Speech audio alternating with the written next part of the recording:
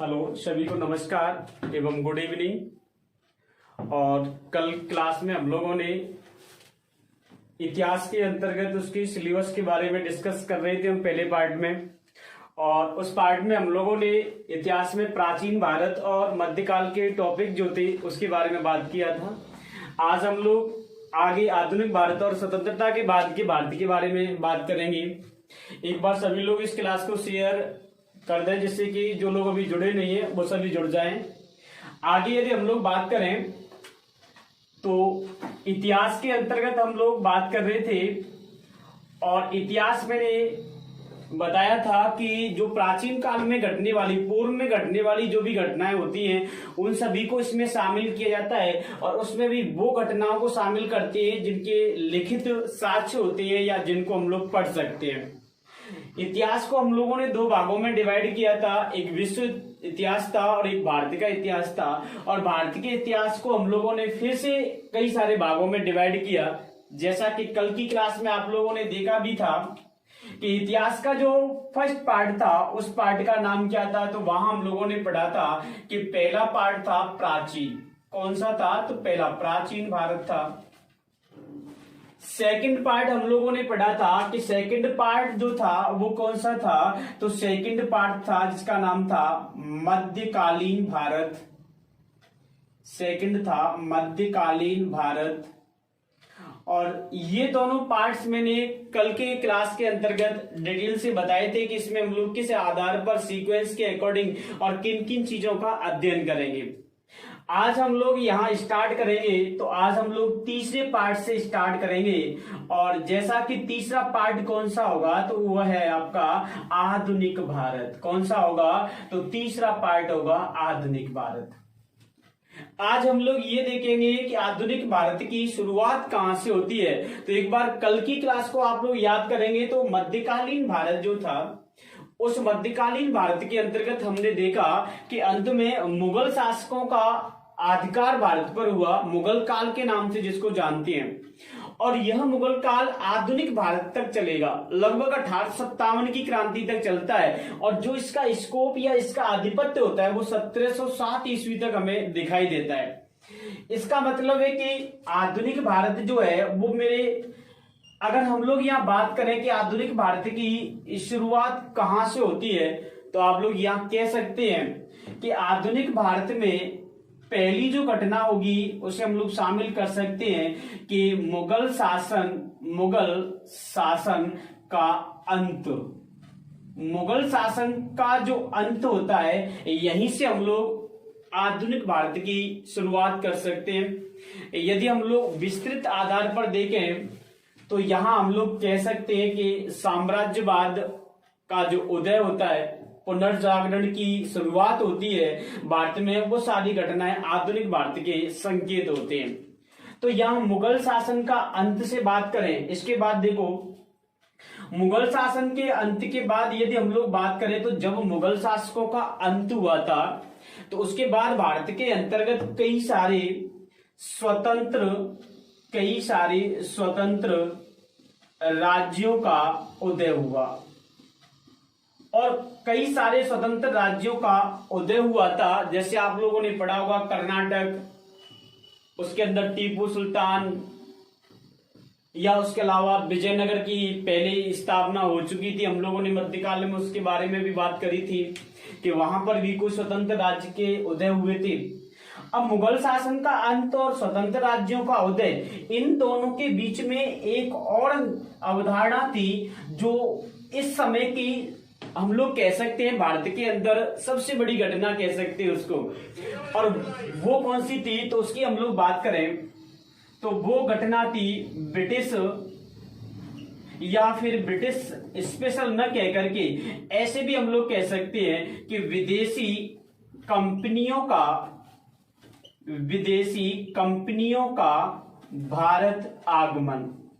आधुनिक भारत के अंतर्गत ही सबसे पहले विदेशी कंपनियां या विदेशी व्यापारी भारत में आए थे। चाहे उसमें हम लोग डचों की बात करें, चाहे हम लोग फ्रांसीसियों की बात करेंगे या ब्रिटेन के अंग्रेजों की बात करेंगे, तो जितने भी जो विदेशी आक्रमण, विदेशी कंपनियां थी, वो भी आधुनिक भारत के समय ही क्या होती है, भारत में आती है। तो ये तीनों घटनाएं सीक्वेंस से घटित हुई थी। अब ये विदेशी कंपनियां जब भारत में आती हैं तो 1600 ईस्वी के अंतर्गत ये ब्रिटिश ईस्ट इंडिया कंपनी आई थी। और इस ईस्ट इंडिया कंपनी के बाद धीरे धीरे हम लोग यहाँ पढ़ेंगे कि इसका राजनीतिक पक्ष क्या था और इसका आर्थिक पक्ष और व्यापारिक पक्ष, तीन पक्ष थे ये कंपनियों के। तो उनकी भी हम लोग यही बात करेंगे कि ये कंपनी जो व्यापार के लिए आई थी वो धीरे धीरे भारत की राजनीति में क्यों पार्टिसिपेट, सहभागिता लेने लगी, या वह उसमें किस प्रकार से क्या उसको स्कोप दिखाई दे रहा था, जिस कारण ये कंपनी जो थी वो भारत के आंतरिक मामलों में हस्तक्षेप करना शुरू कर देती है। ये सारी बातें हम लोग यहाँ कंपनियों में करेंगे। अब देखो, जब ये कंपनियां आई तो यहां पर जैसी कंपनियां आती हैं तो कई सारी घटनाएं घटित होती हैं। आपने देखा होगा जैसे कि भारत में बहुत सारे इसी बीच जन आंदोलन होते हैं। जन आंदोलनों में जैसे कि बहुत सारे जनजाति विद्रोह हुए, तो जनजाति विद्रोह की बात करेंगे, और बहुत सारे इनके अलावा किसान विद्रोह भी हुए थे, तो किसान विद्रोह की भी हम लोग यहाँ बात करेंगे। तो जब ये कंपनियां आई तो आपने देखा होगा कि जब ये कंपनियों ने विशेष क्षेत्र में अपनी फैक्ट्रियां स्थापित की तो जनजातीय जो थी हमारी, उनको विस्थापित किया गया, उनकी जमीनों को हड़पा गया, किसानों को जबरदस्ती जो फसल नहीं करना चाहते थे किसान, वो फसलें करने के लिए बाध्य किया गया। तो इन दोनों ने क्या कर दिया, विद्रोह स्टार्ट किए। तो ये कई सारे हम लोग जनजातीय किसान विद्रोह की बात भी हम लोग यही करेंगे जन आंदोलन में। धीरे धीरे जो दृष्टिकोण था या दृष्टिपटल था उसमें बदलाव हुआ, और बदलाव होने के कारण इसी बीच बहुत सारी घटनाएं घटित हुई थी। कई सारे युद्ध हुए यहाँ पर, उन युद्धों की भी बात करेंगे, चाहे वो प्लासी का युद्ध हो, बक्सर का युद्ध हो, या फिर कर्नाटक के युद्ध हो, सभी युद्धों की हम लोग इस बीच में बात करेंगे जब ये सारे आंदोलन और ये विदेशी कंपनियों का आगमन पढ़ेंगे। इसके बाद क्या हुआ, इसके बाद जो वैश्विक पटल था या भारत का दृष्टि पटल था उसमें बदलाव आया और एक विद्रोह हुआ था जिसे हम लोग 1857 का क्या कहते हैं, विद्रोह कहते हैं। 1857 का या 1857 का जो विद्रोह हुआ था, इस विद्रोह से पहले के भारत की बात करेंगे और इस विद्रोह के बाद के भारत की बात करेंगे, दोनों की तुलना भी करेंगे कि 57 से पहले भारत किस प्रकार से था और 57 के बाद जो भारत था उसमें क्या बदलाव आया। क्योंकि जब हम लोग पॉलिटिकल साइंस पढ़ते हैं, संविधान की बात करते हैं, तो संविधान के अंतर्गत भी इसको हम लोग थोड़ा सा पढ़ेंगे। क्योंकि 57 के विद्रोह के बाद 1858 का रेगुलेटिंग एक्ट या भारत शासन अधिनियम आता है, तो उसके द्वारा भारत की राजनीति का भी कन्वर्ट किया जाता है, राजनीति भी बदल जाती है।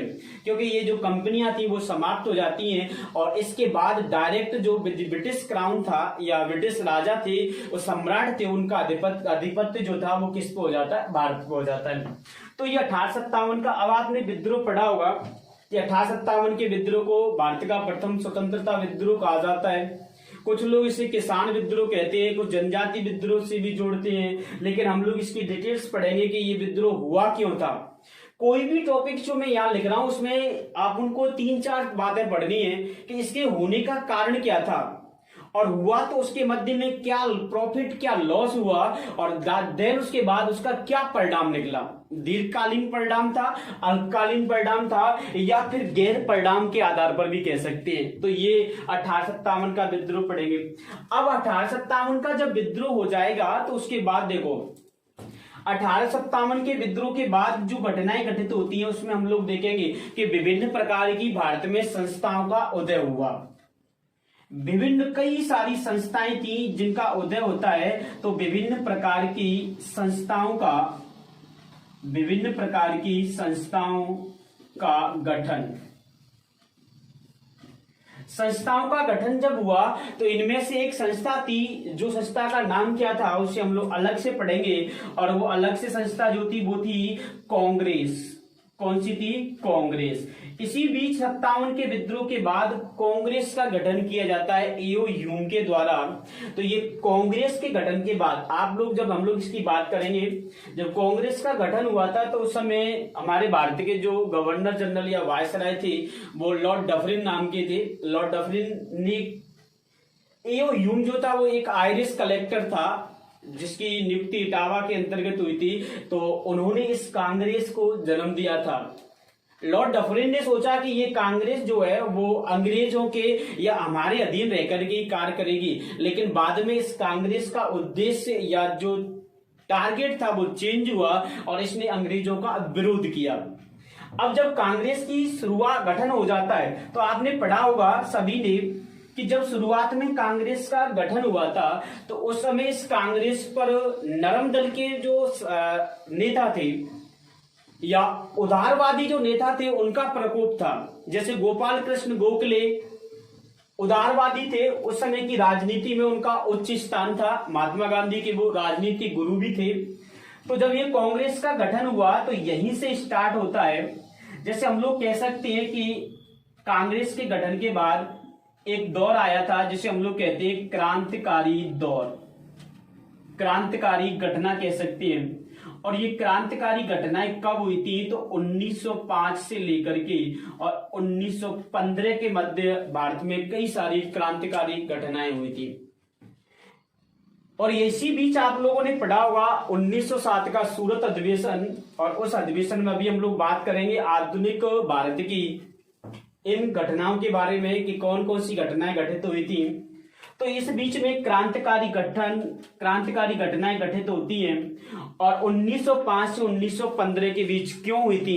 क्योंकि इसी दौर में 1905 के आसपास लॉर्ड कर्जन नाम का वायसराय था, वो भारत का बहुत कट्टर विरोधी था। उसी के समय बंगाल विभाजन बंग भंग आंदोलन की शुरुआत हुई थी। इसी बीच में सूरत अधिवेशन के दौरान कांग्रेस का विघटन हो गया, नरम दल एक साइड चला गया, गरम दल एक साइड चला गया। तो ये सारी क्रांतिकारी घटनाएं इसी बीच में होती हैं। और 1915 में ही आप लोगों ने एक घटना और पढ़ी होगी कि 9 जनवरी 1915 को गांधी जी अफ्रीका से भारत आते हैं। और जैसे ही गांधी जी 9 जनवरी 1915 को गांधी जी अफ्रीका से भारत आए, तो अफ्रीका से भारत आते हैं तो यहां हम लोग स्टार्ट करेंगे कि इसके बाद 1915 से ही स्टार्ट हो जाता है कौन सा युग? तो उसे कहते हैं बेटा गांधी युग। जैसे गांधी जी का भारत में आगमन होता है 1915 में, तो यहां से गांधी युग की क्या हो जाती है? शुरुआत। और ये युग चलता है 1947 तक। 1915 से 1947 के मध्य जितनी भी घटनाएं घटित होती हैं उसमें एक नाम कॉमन है और वो नाम होगा गांधी जी का। तो इस दौर को हम लोग गांधी युग के नाम से जानते हैं। और 1947 में जाकर के भारत क्या हो जाता है? तो यहाँ 1947 में भारत को मिल जाती है स्वतंत्रता। और उस 1947 में जब स्वतंत्रता मिल जाती है तो इसी के साथ हमारा आधुनिक भारत जो है वो क्या हो जाता है? समाप्त हो जाता है स्वतंत्रता से पहले का। तो ये सीक्वेंस मैंने आपको इसलिए बताया कि हम लोगों को किस तरीके से किन घटनाओं पर ध्यान देना है। अभी मैं नेक्स्ट इसके बाद बात करेंगे हम लोग कि जो मुख्य घटनाएं घटित हुई थी गांधी युग के दौरान, ऐसे कौन कौन से विद्रोह हुए थे, जिन विद्रोह को हमें सीक्वेंस के आधार पर पढ़ना होता है। तो मैं उन विद्रोह को भी बात करेंगे हम लोग। तो यहाँ आपको याद रखना है आधुनिक भारत में कि इसकी शुरुआत होती है मुगल काल के या मुगल शासन के अंत से और समाप्त होता है ये कब? जब भारत को क्या मिल जाती है? स्वतंत्रता मिल जाती है। तो आप लोग एक बार इस आधुनिक भारत का भी स्क्रीनशॉट ले लें या फिर इसको लिख लें।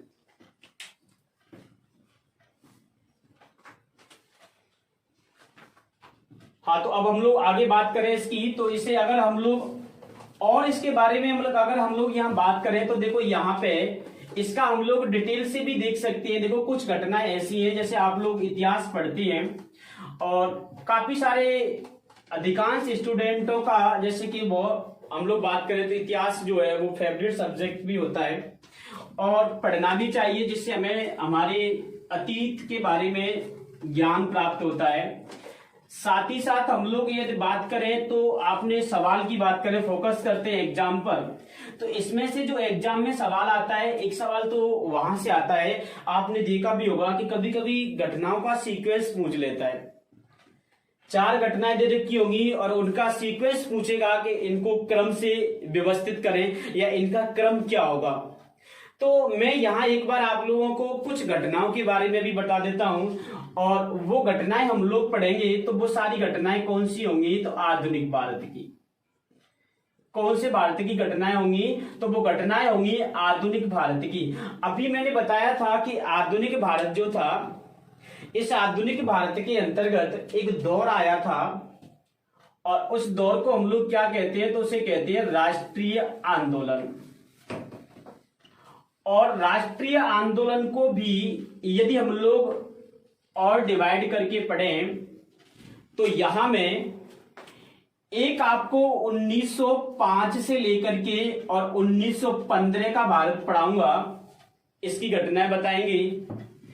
एक दौर हम लोग देखेंगे 1915 से लेकर के 1947 और 1915 से 47 के युग को गांधी युग के नाम से जाना जाता है।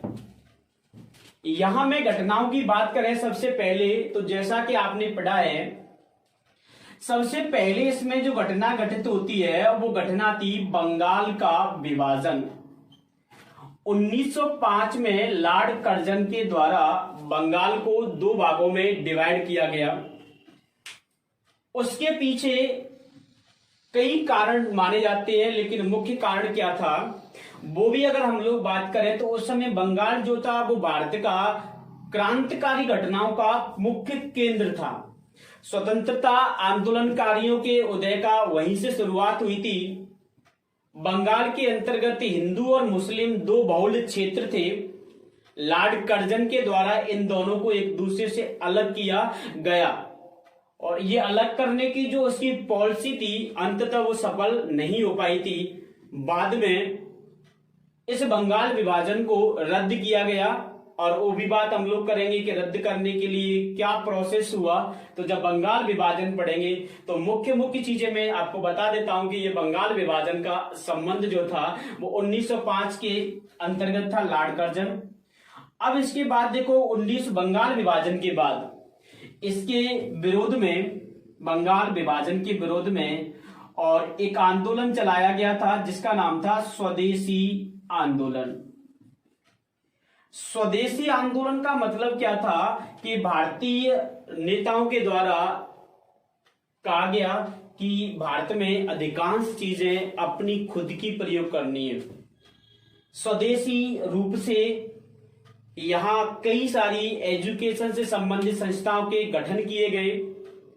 सरकारी वकील थे, उन्होंने इस्तीफा दे दिया। यानी कि व्यक्ति जो था सिर्फ स्वदेशी चीजों पर ही निर्भर हो गया। कहा जाता है स्वदेशी आंदोलन के दौरान विदेशी वस्त्रों की या विदेशी चीजों की होलियां जलाई गई थी, क्योंकि यहाँ विदेशी सामानों का या वस्तुओं का बहिष्कार किया गया था। तो ये घटना भी स्वदेशी आंदोलन बंगाल विभाजन के बाद। इसके बाद कौन सी घटना हुई थी? इसके बाद घटना आएगी आपकी सूरत अधिवेशन। 1907 में सूरत अधिवेशन हुआ और ये सूरत अधिवेशन जो था इसमें कांग्रेस का विभाजन हो जाता है और कांग्रेस का विभाजन 2 भागों में हुआ। एक तरफ नरम दल वाले चले गए उदारवादी, एक तरफ गरम दल वाले उग्रवादी चले जाते हैं। तो यहां सूरत अधिवेशन, इनकी मैं भी डेट नहीं लिख रहा हूं, डेट हम लोग बाद में बात करेंगे जब प्रत्येक घटना को अलग अलग से पढ़ेंगे। लेकिन मैं लेक्चर में बोल जरूर रहा हूं कि ये घटना कब घटित हुई थी। सूरत अधिवेशन जैसे कब हुआ तो ये मैं बोल जरूर रहा हूं आपको, पर यहाँ नोट नहीं कर रहा। 1907 में ये घटना घटित हुई थी। इसके बाद देखो, इसके बाद आपने पढ़ा होगा 1909 का भारत शासन अधिनियम आया था, एक्ट आया। 1909 के एक्ट के द्वारा आपने पढ़ा होगा कि मुस्लिमों के लिए अलग से सांप्रदायिक निर्वाचन प्रणाली की शुरुआत की गई थी। 1909 के एक्ट को मार्ली मिंटो एक्ट के नाम से जाना जाता है। तो ये एक्ट सूरत अधिवेशन के बाद आया था। इसके बाद घटना हम लोग बात करें 1911 में दिल्ली दरबार का आयोजन। और जब दिल्ली दरबार का आयोजन किया गया तो दिल्ली दरबार का आयोजन में ब्रिटेन की रानी थी मैरी, वह भारत में आई थी। उनके द्वारा एक तो बंगाल विभाजन को रद्द किया गया। दूसरी घटना, भारत की राजधानी को कलकत्ता से दिल्ली ट्रांसफर किया गया। बाद में 1 अप्रैल 1912 को दिल्ली भारत की क्या बन गई, राजधानी बन गई। तो ये 1911 की घटना थी। इसके बाद आगे यदि हम लोग बात करें तो लास्ट में हम लोग देखें 9 जनवरी 1915, जैसा कि मैंने अभी बताया भी था, 9 जनवरी 1915 की घटना इन दोनों के बीच की घटनाएं, ऐसे भी लिख सकते हैं कि 9 जनवरी 1915 इन दोनों के बीच की घटना थी। और इस समय जो गांधी जी थे अफ्रीका से लौटकर भारत आए। जब ये अफ्रीका से भारत आए तो यहां से हम लोग बात करेंगे। कहा जाता है कि राजपूताना नाम का एक जहाज था जिसके द्वारा ये अफ्रीका से भारत आए थे। और जब भारत में ये आए थे गांधी जी, तो ये सबसे पहले गोपाल कृष्ण गोखले से मिले थे, क्योंकि गोपाल कृष्ण गोखले गांधी जी के अगर हम लोग बात करें तो राजनीतिक गुरु थे। उन्होंने इन्हें सलाह दी राजनीति में आने की। तो गांधी जी जब राजनीति में आए तो हम लोग बात करें, सबसे पहले गांधी जी लखनऊ अधिवेशन में शामिल हुए। सबसे पहले गांधी जी लखनऊ अधिवेशन में शामिल होते हैं 1916 में। 1916 का लखनऊ अधिवेशन था, उसमें शामिल होंगे। और लखनऊ अधिवेशन में यदि हम लोग बात करें, जब शामिल होते हैं तो लखनऊ अधिवेशन में इनकी मुलाकात एक व्यक्ति से होती है जिसका नाम था राम कुमार शुक्ल। और ये राम कुमार शुक्ल नाम का व्यक्ति जो था वो कहां का रहने वाला था, चंपारण बिहार का। और इस राम कुमार शुक्ल के द्वारा गांधी जी को न्योता दिया गया कि आप चंपारण आए, क्योंकि चंपारण में उस समय अंग्रेजों के द्वारा किसानों से जबरदस्ती नील की खेती करवाई जा रही थी, जिसे तिनकटिया पद्धति के नाम से जाना जाता है। तो जब लखनऊ अधिवेशन में रामकुमार शुक्ल से इनकी मुलाकात हुई तो ये इस मौके को देखते हुए और गांधी जी कहां चले जाते हैं, चंपारण। और चंपारण में जब जाते हैं तो ये सबसे पहले अपनी राष्ट्रीय आंदोलन में चंपारण विद्रोह से स्टार्ट करेंगे। राष्ट्रीय आंदोलन में ये चंपारण विद्रोह से आते हैं। और कहा जाता है कि चंपारण विद्रोह 1917 में जो हुआ था, और ये विद्रोह हुआ कहां था, तो ये चंपारण बिहार के अंतर्गत हुआ। और ये गांधी जी का भारत के अंतर्गत सबसे पहला और सफल विद्रोह था। इस विद्रोह के दौरान गांधी जी को कई बार चंपारण से निकलने के लिए अंग्रेजों के द्वारा कहा गया कि आप चंपारण छोड़ के चले जाएं, लेकिन गांधी जी अपनी जिद पर अड़े रहे और अंततः गांधी जी की उसमें जीत होती है और गांधी जी जो तिनकटिया पद्धति थी उसे समाप्त करने में सफल हो जाते हैं। और यही गांधी जी की मुलाकात चंपारण विद्रोह के दौरान राजेंद्र प्रसाद से हुई थी। तो और जीबी कृपलानी जो थे उनसे मुलाकात हुई। तो काफी सारे जो वरिष्ठ हमारे नेता थे उनसे भी इसी दौरान गांधी जी की क्या होती है, मुलाकात होती है। चंपारण विद्रोह के बाद गांधी जी ने देखा कि और विद्रोह फिर कहां गए ये, तो इसके बाद ये विद्रोह में शामिल हुए और वो विद्रोह था खेड़ा विद्रोह। और खेड़ा विद्रोह जो था, इस विद्रोह में ये शामिल होते हैं। खेड़ा विद्रोह के बाद ये अहमदाबाद मील आंदोलन में शामिल होते हैं। अहमदाबाद मील आंदोलन, अहमदाबाद मील आंदोलन का मतलब था कि यहां पर जो मजदूर थे उनको बोनस की घोषणा करने के बाद बोनस नहीं दिया जा रहा था, जिस कारण उन मजदूरों के द्वारा हड़ताल कर दी गई। तो उस हड़ताल में गांधी जी ने उनको अपना जो हक था वो दिलाने में सफल हुए।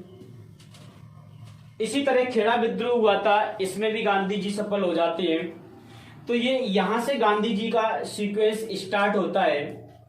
अहमदाबाद मील आंदोलन के कुछ समय बाद गांधी जी से संबंधित अगर हम लोग बात करें तो आगे जो विद्रोह होता है वो विद्रोह 1919 में होने वाला विद्रोह था, जिसे हम लोग क्या कहते हैं, जलियांवाला आंदोलन। जलियांवाला आंदोलन 13 अप्रैल 1919 को पंजाब में हुआ था, काल वैसाखी के दिन, जिस समय एक शांतिपूर्ण तरीके से आंदोलनकारी जो थे वह जलियांवाले बाग के अंतर्गत धरना प्रदर्शन दे रहे थे और उसी धरना प्रदर्शन पर जनरल डायर के द्वारा बिना किसी सूचना के और सीधा क्या कर दिया, फायर कर दिया गया। उसका हत्या के बाद आप लोगों ने पढ़ा भी होगा कि भारत के कई सारे ऐसे कवि या नेता या आंदोलनकारी थे जिन्होंने अपनी उपाधियां त्याग दी। उन्हीं में से एक नाम पढ़ेंगे रविंद्रनाथ टैगोर का। उन्होंने अपनी नाइटहुड की उपाधि को त्याग दिया था।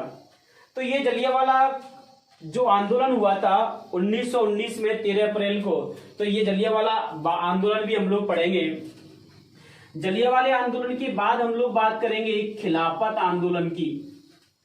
और खिलाफत आंदोलन जो था, इसकी अगर हम लोग बात करें तो ये खिलाफत आंदोलन मुस्लिम संप्रदाय से संबंधित था। इसमें दो भाई थे अली बंधु, उन दोनों के द्वारा उस समय जो तुर्की का शासक होता था उसे मुस्लिम संप्रदाय में खलीफा कहा जाता था, जिसे अब खलीफा के पद से हटाकर के पदस्थ कर दिया गया, जिसके विरोध स्वरूप ये खिलाफत आंदोलन भारत में अली बंधुओं के द्वारा शुरू किया गया था। शौकत अली और मोहम्मद अली उनका नाम था।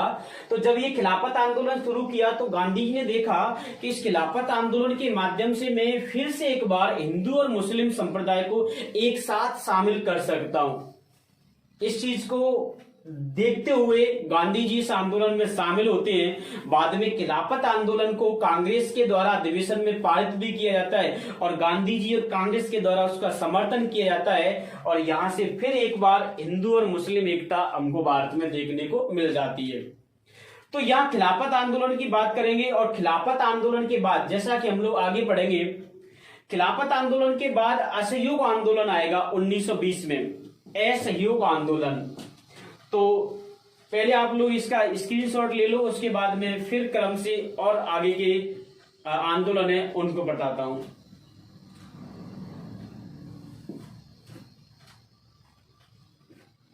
हाँ, तो ये खिलाफत आंदोलन था। तो आप सभी लोग शायद इन चीजों को समझ रहे होंगे। कुछ चीजें ऐसी हैं जिनके बारे में मैं बेसिक्स जानकारियां आपको देता चल रहा हूं। ऐसा नहीं है कि आज की क्लास में ये विद्रोह खत्म हो जाएंगे। एक एक विद्रोह के बारे में हम लोग डिटेल से पढ़ेंगे। इस विद्रोह के अंतर्गत डेट देखेंगे, कब हुआ था, क्या प्रभाव था इसका, भारत में इसने क्या बदलाव किया, सारी बातों के बारे में हम लोग अध्ययन करेंगे। अब देखो, इसके बाद आप लोगों ने इसका स्क्रीनशॉट ले लिया होगा। यदि मैं इसी घटना से आगे की बात करूं खिलाफत आंदोलन से, तो अभी मैंने आपको बताया था कि खिलाफत आंदोलन के बाद घटना जो घटित हुई थी वो कौन सी थी। देखो भाई, खिलाफत आंदोलन के बाद जो घटना घटित हुई उसका नाम था असहयोग आंदोलन। असहयोग आंदोलन। और असहयोग आंदोलन की जब शुरुआत हुई थी तो इससे पहले बाल गंगाधर तिलक की मृत्यु हो जाती है और मृत्यु होने के कारण यहीं पर एक स्वराज फंड का भी गठन किया जाता है, उसकी भी हम लोग बात करेंगे। स्वराज कोष का जब गठन होता है तो वहां पर देखेंगे कि स्वराज कोष का किस लिए गठन किया गया। तो बाल गंगाधर तिलक तो यहां तक चले जाते हैं। असहयोग आंदोलन के बाद देखो हम लोग बात करेंगे तो यहाँ एक कांड आता है जिसे हम लोग कहते हैं चोरी चोरा कांड। और ये चोरी चोरा कांड से सवाल पूछेगा कि पहले तो ये पूछ सकता है कि ये चोरी चोरा स्थान कहां पर है। तो ये स्थान पड़ता है गोरखपुर। और गोरखपुर कौन से राज्य में पड़ता है? तो उत्तर प्रदेश में। ये चोरी चोरा कांड जो हुआ था ये 5 फरवरी 1922 को हुआ था, जिसके अंतर्गत जो असहयोग आंदोलन के क्रांतिकारी थे उन्होंने एक थाने के अंतर्गत 20 पुलिस वालों को जिंदा क्या कर दिया था, जला दिया। इस घटना से आह्लादित होकर के, इस घटना से दुखी होकर गांधी जी ने असहयोग आंदोलन को वापस ले लिया। वहीं पर कुछ लोगों ने गांधी जी का विरोध किया कि असहयोग आंदोलन को वापस नहीं लेना है, लेकिन गांधी वह व्यक्ति था जो अहिंसा के पथ पर चलता था और जैसे ही हिंसा होती तो वो वहां से पीछे हट जाते। ये गांधी का अपना स्वयं का रूल्स था। तो जैसे ये घटना घटित हुई तो वो असहयोग आंदोलन को वापस लेने की घोषणा कर देते हैं। वही गांधी जी का विरोध चालू हो जाता है और इसी बीच गांधी जी 1922 से लेकर के और 1926 तक जो है गांधी जी का दौर कुछ समय के लिए थम जाता है। गांधी जी के बाद हम लोग यहाँ बात करें तो इसके बाद फिर उन चोरी चोरा के बाद जो लोग गांधी जी से नाराज थे उनके द्वारा स्वराज पार्टी का गठन किया गया। स्वराज पार्टी के गठन में जिससे हम लोग बात करें तो इसके अंतर्गत एक तो सीडी दास थे, उन्होंने इसमें सीडी दास और मोरारजी जैसे मोतीलाल नेहरू गांधी जी के पिताजी, उन दोनों के द्वारा मिलकर के स्वराज पार्टी का गठन किया। और इसी बीच में भारत में उग्रवादियों का उदय हो जाता है और उग्रवादियों के द्वारा भारत में वी संस्थाओं का गठन किया जाता है। सबसे पहले कानपुर के अंतर्गत एचआरए का गठन किया गया, हिंदुस्तान और रिवोल्यूशन एसोसिएशन का गठन किया चंद्रशेखर आजाद के द्वारा। बाद में इसमें भगत सिंह भी शामिल हो जाते हैं और दिल्ली के अंतर्गत इसी का नाम सोशलिस्ट रिपब्लिक पार्टी एसोसिएशन पड़ जाता है, एचएसआरए पड़ जाता है। और यह संस्था बाद में इसी संस्था के सदस्य थे जिनके द्वारा आगे हम लोग पढ़ेंगे कि भगत सिंह, राजगुरु और बटुकेश्वर दत्त के द्वारा एक बम फेंका गया था असेंबली पर, जिस बम कांड के आधार पर भगत सिंह जो थे उनको फांसी की सजा दी गई। तो ये संस्थाओं का गठन हुआ यहीं पर। और यहीं अगर हम लोग बात करें एचआरए और एचएसआरए के बीच में और क्या घटित हुआ था तो इसी बीच में एक अधिवेशन होता है जिसका नाम था बेलगाम अधिवेशन। और बेलगाम अधिवेशन जो था ये कर्नाटक में स्थित है, बेलगाम आज भी है कर्नाटक में। तो बेलगाम अधिवेशन हुआ और ये एकमात्र अधिवेशन था जिस अधिवेशन की अध्यक्षता गांधी के द्वारा की गई। और कहा जाता है कि जब गांधी जी इस बेलगाम अधिवेशन में भाग लेने गए थे तो उस समय गांधी जी की गाड़ी पर बम फेंकने का भी कोशिश की गई, लेकिन गांधी जी बच जाते हैं। तो बेलगाम अधिवेशन गांधी की लाइफ का एकमात्र अधिवेशन है जिसमें उन्होंने क्या की थी, अध्यक्षता। उसके बाद वो कभी भी कांग्रेस की क्या नहीं करते हैं, अध्यक्षता नहीं करते। इसके बाद हम लोग आगे बढ़ेंगे तो बेलगाम अधिवेशन के बाद जैसे कि हम लोग देखें तो अभी मैंने बताया था केंद्रीय असेंबली पर बम फेंका गया, या फिर उसके बाद देखो 1927 में एक विद्रोह हुआ था बारदौली आंदोलन। और बारदौली आंदोलन पहले तो ये देखेंगे ये बारदौली आंदोलन हुआ कहां पर था, तो ये कहां हुआ, तो ये बारदौली आंदोलन हुआ था गुजरात। और इस बारदौली आंदोलन के मध्य हम लोग देखें तो बाद में इसकी जो नेतृत्व था वो सरदार वल्लभ भाई पटेल के द्वारा किया गया था। यहीं की जो महिलाएं थी उन महिलाओं को गांधी के द्वारा गांधी के माध्यम से सरदार को पटेल की उपाधि दी गई थी, वल्लभ भाई पटेल को। और गांधी ने जो जनजाति महिलाएं थी उनको रानी परास के नाम से भी संबोधित किया गया था इसी आंदोलन के दौरान। तो ये बारदौली आंदोलन था। और बारदौली आंदोलन के बाद नेक्स्ट हम लोग इस टाइप में बात करेंगे। पहले आप इसका स्क्रीनशॉट ले लें या इसको लिख लें।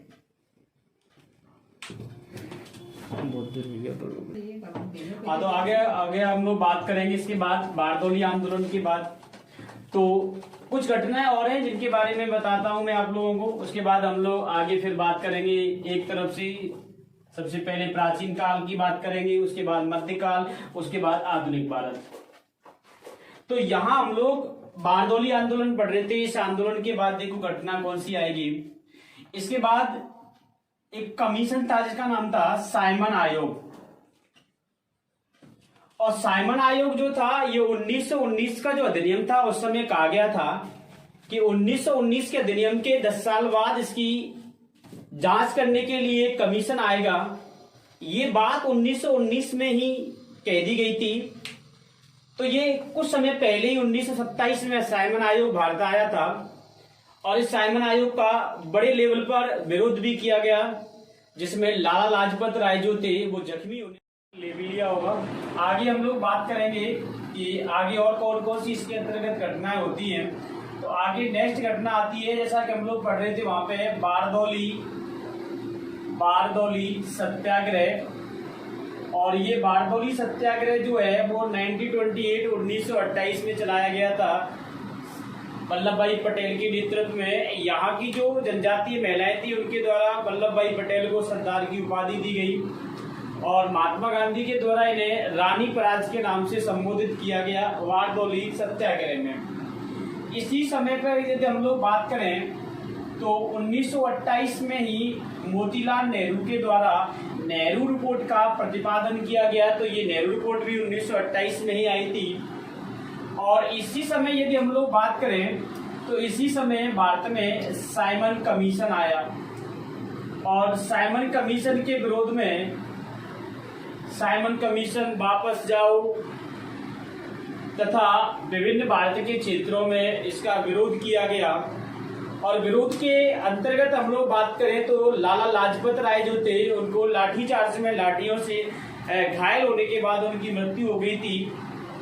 और ये मृत्यु होने के बाद यदि हम लोग बात करें तो इसी बीच केंद्रीय असेंबली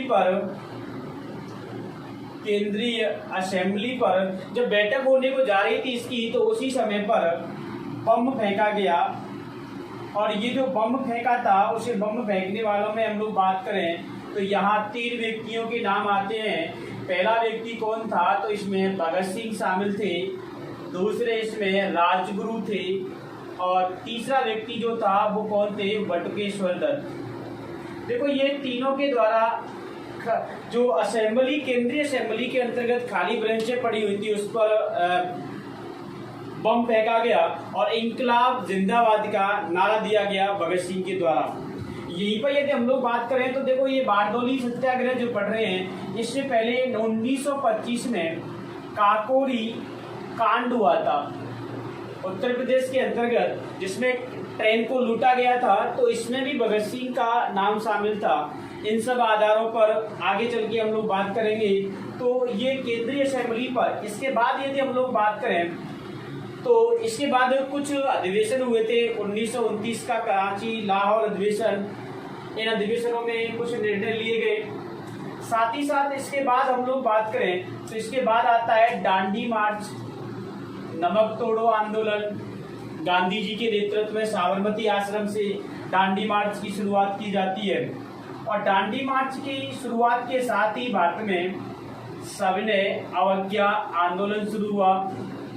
और ये सविनय अवज्ञा आंदोलन के समय ही ब्रिटेन के अंतर्गत यदि हम लोग बात करें तो गोलमेज सम्मेलनों का आयोजन किया गया। और गोलमेज सम्मेलन जो थे कुल 3 सम्मेलन हुए थे और इन 3 सम्मेलनों में से यदि हम लोग बात करें तो केवल दूसरे सम्मेलन के अंतर्गत इन गोलमेज सम्मेलनों में कांग्रेस को शामिल करने के लिए गांधी जी और वायसराय इरविन के मध्य गांधी इरविन समझौता हुआ। और इस गांधी इरविन समझौते के आधार पर कांग्रेस और गांधी जी गोलमेज सम्मेलनों में भाग लेने के लिए सहमति उन्होंने दी और द्वितीय गोलमेज सम्मेलन में गांधी जी ने भाग लिया। और ये एकमात्र सम्मेलन था जिसमें कांग्रेस ने भाग लिया था। और ये तीनों सम्मेलनों की बात की जाए तो डॉक्टर BR अम्बेडकर के द्वारा गोलमेज सम्मेलनों के तीनों ही सम्मेलनों में भाग लिया गया। गांधी इरविन समझौते की बात देखें तो 24 मार्च या 1931 को भगत सिंह को फांसी की सजा दी गई, फांसी पर चढ़ाया गया। वो भी घटना इसी समय हुई थी। इसी बीच गांधी जी और अम्बेडकर के मध्य कुछ मतभेद हो गए थे और ये मतभेद जो हुए थे उन्हीं के लेकर के दोनों के मध्य पूना पैक्ट हुआ। और ये पूना पैक्ट जो हुआ था, तो आपसे पूछेगा पूना पैक्ट किस किस के मध्य हुआ, तो आंसर होगा कि पूना पैक्ट जो था वो गांधी और अंबेडकर के मध्य हुआ था। तो ये पूना पैक्ट हुआ, और ये पूना पैक्ट हुआ था, इसके पीछे कारण क्या था? तो इसके पीछे कारण था सांप्रदायिक पंचांग या कम्युनल अवार्ड। ये जो पंचांग या सांप्रदायिक पंचांग जो जारी किया था, इसी के आधार पर अंबेडकर और गांधी के मध्य मतभेद हुआ, और इन दोनों के मध्य एकजुटता लाने के लिए पूना पैक्ट हुआ था। जब ये सांप्रदायिक पंचांग जारी किया गया तो वहां गांधी जी ने जेल के अंतर्गत ही क्या कर दी थी, धरना प्रदर्शन शुरू कर दिया गया। फिर इसमें पूना पैक्ट कराया गया, दोनों की सहमति बनाई गई, तो ये पूना पैक्ट हुआ था। इसके बाद हम लोग आगे की बात करें तो यहाँ ये सविनय आंदोलन थोड़ा रुक गया था। बाद में फिर उस सविनय आंदोलन द्वितीय गोलमेज सम्मेलन के बाद वापस जब गांधी जी भारत लौटे तो फिर से स्टार्ट हुआ। अगला हम लोग बात करें यहाँ पे तो अगला क्या होगा, अगला हम लोग देखेंगे 1935 का अधिनियम। 1935 के अधिनियम के द्वारा भारत के अंतर्गत कई सारे नियम अपनाए गए थे, और बाद में 1935 के अधिनियम की काफी सारी बातों को अपने भारतीय संविधान में लागू किया गया। कहा जाता है कि भारतीय संविधान का 60% जो पार्ट है वह पार्ट 1935 के अधिनियम से लिया। इसी अधिनियम के माध्यम से वर्मा को, जिसे वर्तमान में म्यांमार कहते हैं, भारत से अलग करने का आदेश दिया गया। इसी 1935 के अधिनियम के द्वारा केंद्रीय बैंक की स्थापना की गई, आरबीआई की। भारत में न्यायपालिका का गठन किया गया। तो काफी सारे कार्य 1935 के एक्ट के द्वारा हमको देखने को मिलते हैं। तो ये 1935 का एक्ट आया। 1935 के एक्ट के बाद यदि हम लोग घटना की बात करें तो यहाँ हम लोग देखेंगे कि 2 गोलमेज सम्मेलन हुए थे। एक सम्मेलन था हरिपुरा कांग्रेस अधिवेशन, और एक था जिसका नाम था फैजपुर कांग्रेस अधिवेशन। फैजपुरा कांग्रेस अधिवेशन, ये जो कांग्रेस के दोनों अधिवेशन थे, इनमें सुभाष चंद्र बोस जो थे कांग्रेस के अध्यक्ष बने। और इसी अधिवेशनों के अंतर्गत हम लोग देखें तो सुभाष चंद्र बोस के द्वारा पट्टाभी सीतारमैया को पराजित किया गया। पट्टाभी सीतारमैया जो थे वो गांधी जी के सपोर्टर थे। जब पट्टाभी सीतारमैया की पराजित हो जाती है तो वहां गांधी जी कहते हैं कि ये हार पट्टाभी सीतारमैया की हार नहीं है, तो कहते हैं ये हार मेरी हार है, स्वयं की हार है। इस बात को लेकर के सुभाष चंद्र बोस के द्वारा कांग्रेस अध्यक्ष पद से इस्तीफा दे दिया जाता है, और बाद में उन्हें धीरे धीरे कांग्रेस की कार्यकारिणी समितियों से निकाल दिया जाता है। तो इसके बाद जो सुभाष चंद्र बोस थे वह आगे चल के 1939 में फॉरवर्ड ब्लॉक की स्थापना करते हैं। फॉरवर्ड ब्लॉक का गठन करते हैं, और फॉरवर्ड ब्लॉक के गठन के बाद ये भारत से कहाँ चले जाते हैं, बाहर चले जाते हैं। सिंगापुर, जापान, मलेशिया, इन राज्यों में चले जाते हैं, और वहां जाकर के सुभाष चंद्र बोस जो है वो किस में शामिल होते हैं, तो आपने पढ़ा हुआ यहाँ जाकर के सुभाष चंद्र बोस आजाद हिंद फौज में शामिल हो जाते हैं। तो ये सुभाष चंद्र बोस का थोड़ा सा अपना वो था रोल, यहाँ देख रहे हैं हम लोग। तो ये सारी घटनाएं क्रम से सभी घटित होती है। इसके बाद हम लोग देखें कि ये फॉरवर्ड ब्लॉक आजाद हिंद फौज की बात कर रहे थे। यदि मैं इसके बाद बात करूं तो यहाँ हम लोग देखेंगे कि आजाद हिंद फौज के बाद आगे फिर क्या घटना घटित होती है। तो मैं इधर आपको एक बार लिख देता हूँ। पहले आप लोग इसका एक बार स्क्रीनशॉट ले लो। काकोरी कांड था ये 1925 का, जिसमें ट्रेन को लूटा गया था। तो एक बार आप लोग इसका स्क्रीनशॉट ले लें और या लिख लें, तो आगे हम लोग बढ़ते हैं। तो आप लोगों ने इसका स्क्रीनशॉट ले लिया होगा। अब हम लोग आगे बात करें। तो अब आप लोगों ने इसका स्क्रीनशॉट ले लिया होगा। देखो इसके बाद नेक्स्ट घटनाओं की हम लोग बात करें, थोड़ा सा और है तो थोड़ा सा धैर्य बनाए रखें, और ये सारी घटनाएं पूरी हो जाती हैं। और कल के लेक्चर में हम लोग स्टार्ट करेंगे इतिहास को। अभी तक मैंने सिर्फ इतिहास के विषय वस्तु के बारे में बात की थी दोनों पार्टों में, चाहे वो आज का पार्ट हो चाहे वो कल का पार्ट हो। दोनों ही पार्ट सिर्फ और सिर्फ आपके विषय वस्तु से संबंधित थे। इन घटनाओं के बारे में जिन चीज़ों को हमें पढ़ना है, मुख्य वो घटनाएं मैंने आपको बताई थी कि आपको वास्तव में हिस्ट्री में कहाँ पर हमको पढ़ाई करनी है, कहाँ जोर देना है। अब हम लोग आगे बात करें तो देखो, जैसा कि यहाँ हम लोग बात कर रहे थे, इसके बाद देखो, इसके बाद 1940 के अंदर अगस्त प्रस्ताव आता है। अगस्त प्रस्ताव जो था वो लॉर्ड लिनलिथगो नाम के वायसराय थे, उनके द्वारा लाया गया। अगस्त प्रस्ताव के बाद यहीं पर विश्व स्तर पर द्वितीय विश्व युद्ध की शुरुआत होती है।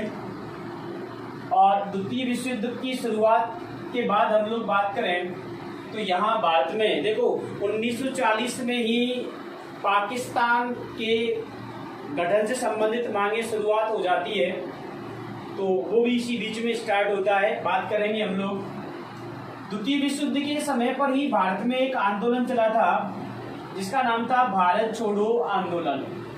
देखो, भारत छोड़ो आंदोलन को हम लोग एक नाम से और जानते हैं, इसी को कहा जाता है।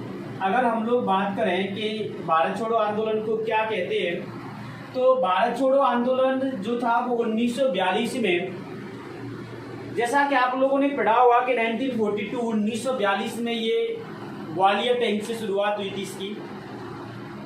और भारत छोड़ो आंदोलन के अंतर्गत गांधी जी के द्वारा दिल्ली चलो का नारा दिया गया।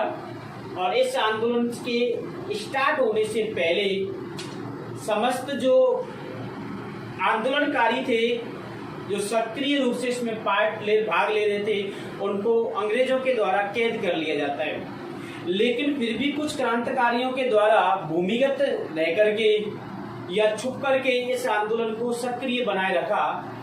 और इसी आंदोलन के कारण कहा जाता है कि भारत छोड़ो आंदोलन जो था उसी का परिणाम था कि भारत को 1947 में आजादी मिल जाती है। भारत छोड़ो आंदोलन चलाया गया, तो इसके बाद हम लोग देखेंगे कि भारत छोड़ो आंदोलन, एक तरफ तो भारत छोड़ो आंदोलन है, एक तरफ आजाद हिंद फौज है जो भारत के बाहर से सक्रिय है और ये भारत के अंदर सक्रिय है। तीसरी घटना द्वितीय विश्व युद्ध की है। तो ब्रिटेन पर जब ब्रिटेन द्वितीय विश्व युद्ध में पराजित हो जाता है, तो पराजित होने के कारण कुछ और जो विरोधी राष्ट्र थे उनके दबाव के कारण और वह भारत को आजाद करने के लिए मजबूर होता है।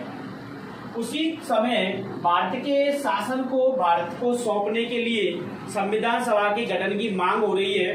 तो उसके मांग के पूरी करने के लिए भारत के लिए उसने पहली बार 1942 में क्रिप्स मिशन भेजा।